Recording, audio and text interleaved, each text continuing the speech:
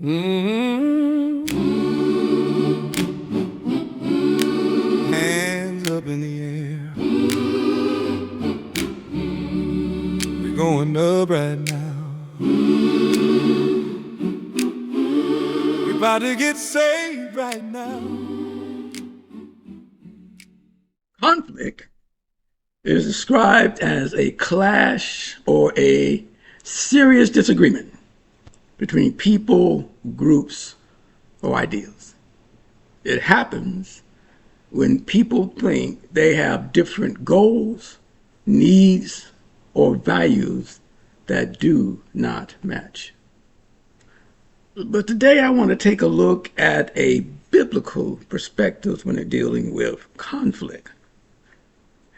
When an individual and that person's character lacks wisdom, self-control, and common sense, from a biblical perspective, the very nature of conflict is manifested. The Bible teaches that pride leads to conflict. Those who take advice are wise. My pride can get in the way, and I will not make wise decisions because of my pride. I'm not going to listen to the advice of others because my pride gets in the way. And from that, conflict can be manifested. A person who is without self-control is like a city with broken down walls. A city with broken down walls. You see, walls are good sometimes because it keeps me back from jumping on you. But if I have self-control, I'm going to think first. We used to say, you need to think before you leap. Because I don't want to build up and cause hurt to somebody else because I'm mad about something, because I don't have control of my emotions, my feelings. But if I got self-control, I'll allow that wall to stop me from doing something stupid. The words of the godly encourage many, but fools are destroyed by their lack of common sense. You'd be so surprised how many people just don't have any common sense. Book knowledge is one thing, but just plain old common sense.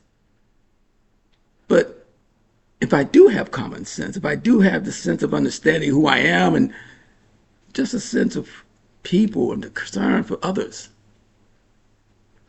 the words that comes out of my mouth will be godly and will encourage many. Now, another aspect of the nature of conflict is when an individual is unable to overlook an offense. The Bible teaches that sensible people control their temper. They earn respect by overlooking wrong. When there is a lack of discernment, it is inevitable that the reaction to a situation will fester into a conflict. So my discernment is something I need to be asking God for. Lord, give me a sense of discernment. Lord, calm up my spirit so I don't lose my temper. Especially if you know you got a bad temper. And I'm going to tell you now, I used to have a bad temper. I did. And God had to work that out of me. Taking your time to realize we got issues. We have individual issues in our lives. But what's important, my brothers and sisters, is simply this. The Bible provides so much for us to be able to work through the various issues we have with conflict and describes the best way to handle it. So I'm using self-control. I'm being sensible. I'm being wise in my decision making. All those factors come into play when I want to be able to avoid conflict. Conflict is out there. Okay, it's inevitable. It's going to happen. But how do we, as Christians, respond? And I think this is why those scriptures I gave you are so important. So take the time to allow the Spirit to guide you in those situations. Take the time to learn the various scriptures I gave you today and others to help you maneuver through this concept of conflict. Because as believers, I believe we should be able to look like Christ, even in the midst of a conflict. My brothers and sisters, be blessed.